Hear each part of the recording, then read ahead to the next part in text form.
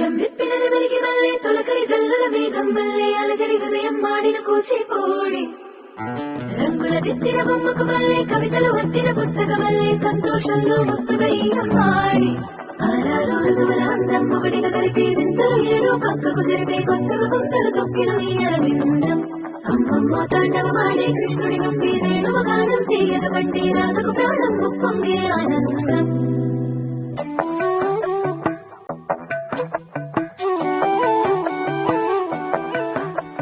మధురము కదా ప్రతొక నడక